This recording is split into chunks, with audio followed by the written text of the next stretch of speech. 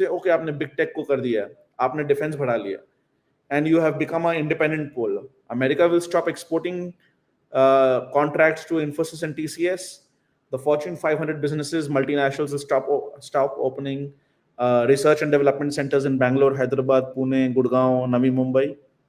That is not true. They are not doing any kind of strategic generosity. There is simply no talent pool on this planet which has this depth, this breadth, this linguistic fluency, competency, namely in English, the software and technical skills, and at this price level.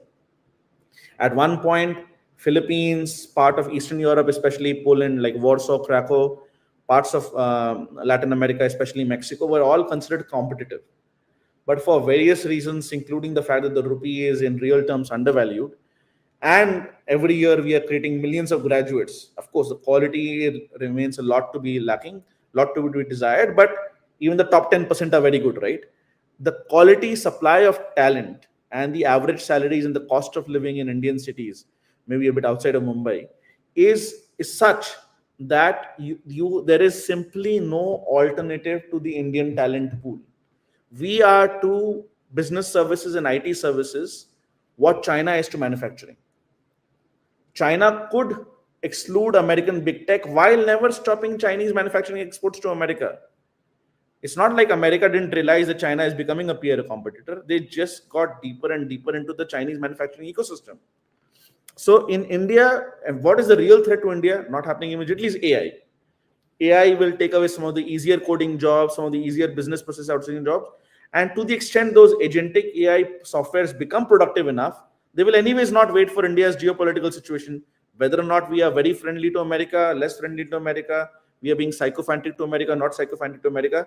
वो तो business decision है. The moment it is cheap, it will anyways get AI automated. So you are gradually losing the edge, which is not in competition in any the country, but with the technology. That is not a vulnerability. That is actually a monopsony. You are the only real country with that scale of talent, whether it is exported through Accenture or a captive GCC or an Indian business. This pool of talent is the same, and therefore don't weaken the rupee also. Weakening the rupee becomes a export subsidy. Let the rupee strengthen, because there is no alternative to this right now. So these are some of the points which I mentioned, saying, make sure that you have both carrots and sticks in the trade negotiations, whether or not you fully do it. Number two, strengthen your defense significantly. You cannot free ride into a multipolar world as an independent pole. Corollary of these two first points is the next 2 points, which is basically, please make sure your fiscal and monetary policy are optimal, that you're not Calvinist in approach, that just because it is painful, it is good. Short-term pain, long-term gain is correct, but just because it is painful, it is good is not correct. And finally, do not see your current services exports as a weakness. It is not a weakness, it is a strength. Because these are some of the points which I feel Indian negotiators and policymakers and broad consensus misunderstand, because there are a lot of orthodoxies around these positions. In trade deals, we go and say, can we get more work visas? But why do you want your white-collar talent to emigrate? In fact, I understand if you want blue-collar talent to emigrate, it's a win-win situation with Russia, with Israel, with parts of the West, etc. White-collar, if they are emigrating, we're not stopping anybody.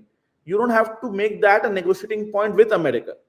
Like, for example, in the UK free trade agreement or free trade framework, what is known as a totalization agreement, their national insurance or their equivalent of UK social security contributions will no longer be docked, right? Because, for example, I've also worked in the UK earlier. You pay into that system, you obviously don't live in the UK, you come back, and it is there for British retirees and British healthcare, etc. Even though technically it is supposed to be for your retirement, right? So there are issues with it. I'm not saying it is fair, but why should the government of India focus on negotiating that? Our negotiation should be focused on making sure we can do China plus one manufacturing diversification.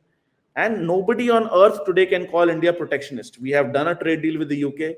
We are talking seriously with the EU. We have one with Australia. We have one with UAE and the broader Gulf. We have one with ASEAN, all the parts of it we'll negotiate. We have very good trades with Japan and Korea.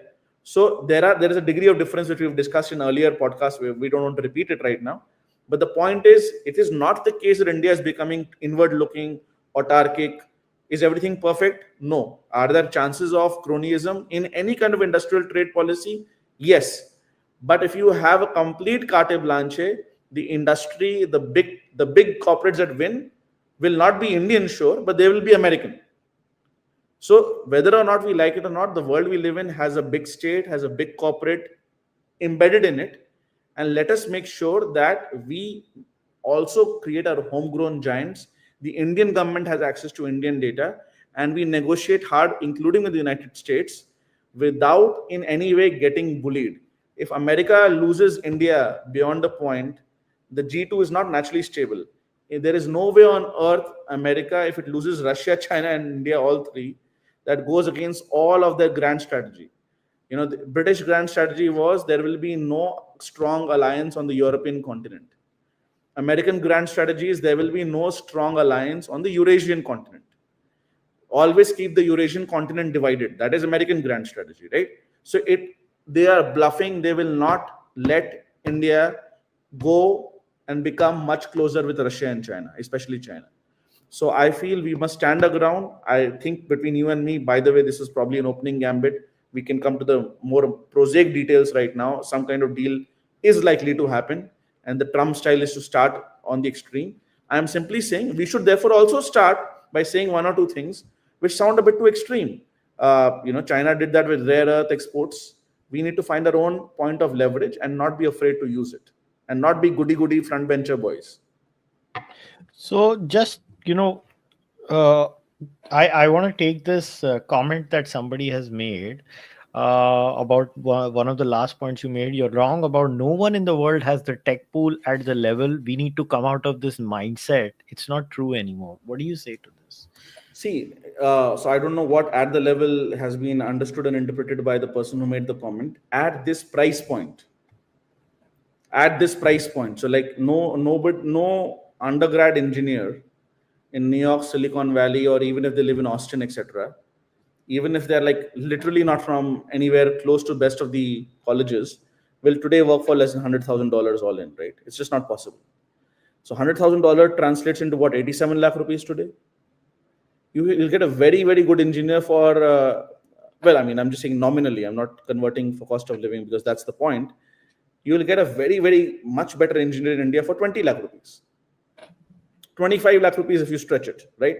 Absolutely no slam dunk. So it is a combination of the depth of the talent pool, the breadth of the talent pool, the linguistic capabilities of talent pool, and of course the price point of the talent pool.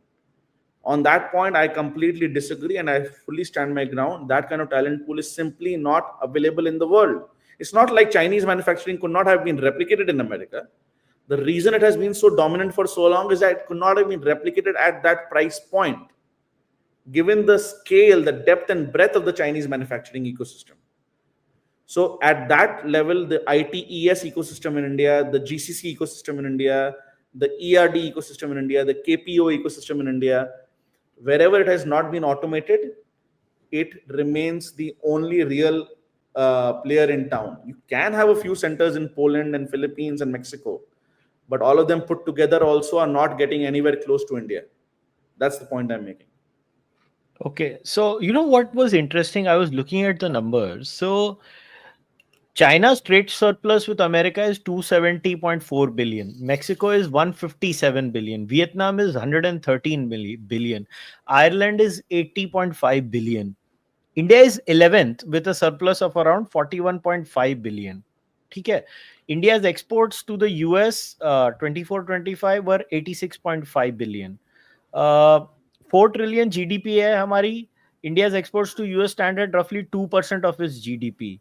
10th spot पे हैं हम लोग other US partners के हिसाब से.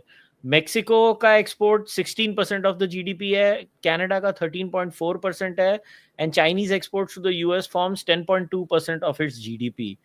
तो मतलब I am not able to understand why is everybody, with due respect to all, see I think it's only fair that I put some very open facts on the. I'm very pro America. I've never hidden it.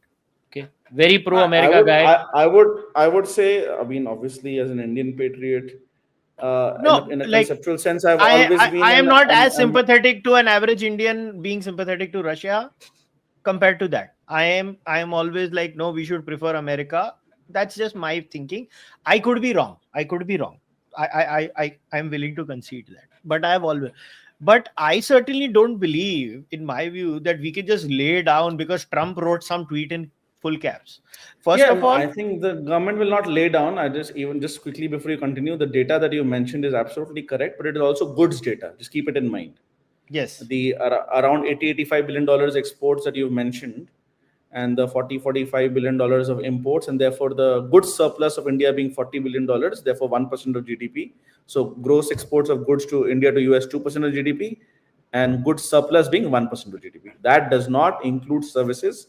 Services itself can be defined broader by including education, etc., etc. And a lot of people have done analysis. The numbers, we don't have a clear consensus, but once you add services, and you add services that are routed through third countries like Ireland, and you include education and all of that, then basically speaking, the India-US trade is much more balanced than what only focusing on goods shows. And it's not a surprise that Trump only focuses on goods, because America is relatively dominant in services and relatively less dominant in goods.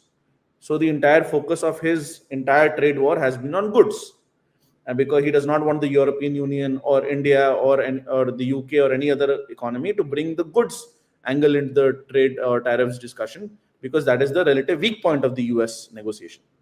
So please complete the question. I'm just saying that there is goods data. No, no, I understand that it is goods data. Irrespective of that, what I am not able to understand is how does the American.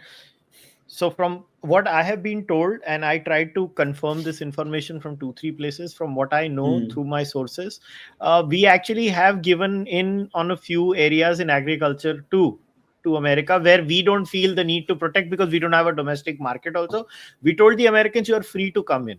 Even in some items where we are having a domestic production scope, where we feel the need for the Americans to come in, we have even considered there in a limited capacity. What you have heard is what I have also heard. So let me corroborate that. That on agriculture, broadly speaking, so people do it through quantitative restrictions.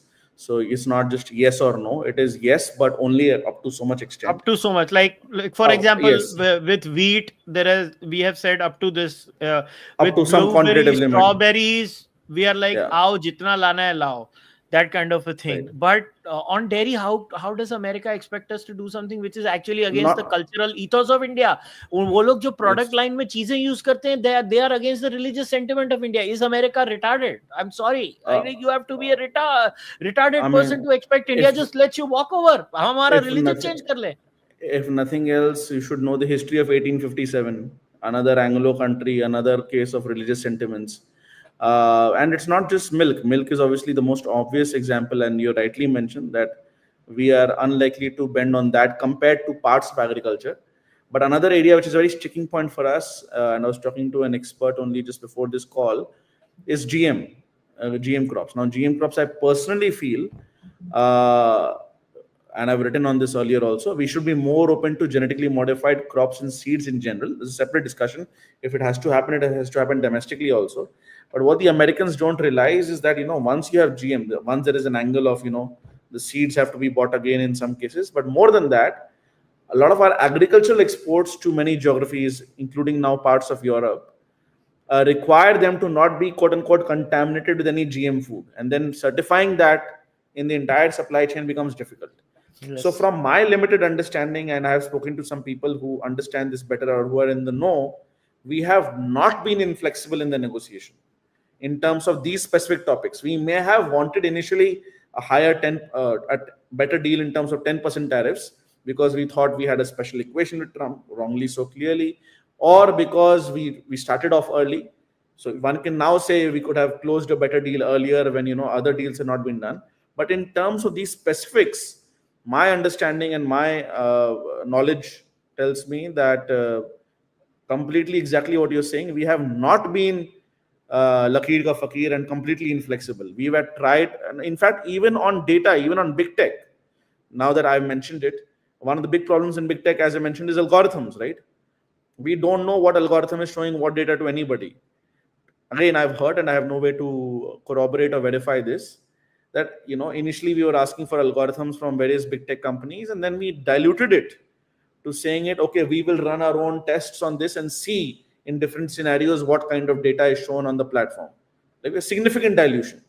We have significantly diluted on data localization. We significantly diluted on digital tax, colloquially known as Google tax. It is not the situation that India has been inflexible. Again, India is negotiating a trade agreement with EU, has done one with Australia and UK, all Western countries, by the way, has done one with UAE. Our only consensus is we have a problem with Chinese manufacturing dumping. And the only caveat I add to that is also be slightly beware of US big tech, because it also has incredible economies of scale. But broadly speaking, India is not taking this inward turn as people very frivolously write. We've discussed it earlier, so I don't want to go into the moderate protectionism debate and history from Alexander Hamilton to Abraham Lincoln to Germany and other countries doing the same over the decades and centuries, not least East Asia itself. But we have been very, very flexible, and I believe what you are saying is absolutely correct. So in this case, maybe something personal happened. Maybe that February, March visit did not go well. Maybe because I'm just guessing, completely speculating. The president, now President Trump, then candidate, had announced, I believe, in the fall of last year, September, October, that he's going to meet Prime Minister Modi. Apparently, the Biden team put some pressure on our external affairs ministry or what have you, that it will look like politicizing or interfering in American elections. So that meeting got cancelled after Trump publicly announced it. Maybe we can only speculate. But you see, beyond a point, it devolves into victim blaming. Trump has spoken about, and you can say he speaks about other people. Listen, I don't care what he speaks about other people. Other people are dependent on the US for their security. Europe is through NATO. Canada is on US. Japan and South Korea are on the US. The whole point of being Atmanirbhar, the whole point of being on your own pole, the whole point of being, if not non-aligned, multi-aligned, and taking care of your own defense by and large, is why the hell should we listen to anybody's insults? Okay, you ignore what he said also. Let's focus on what he's doing. He said something, but he's giving you a good deal. That's also not the case. So in that case, beyond the point, as you rightly mentioned, if the net goods export is only 1% of GDP, $40 billion divided by $4 trillion, give or take, and even then you add services, it becomes actually much more balanced, including education and services through third countries, all that.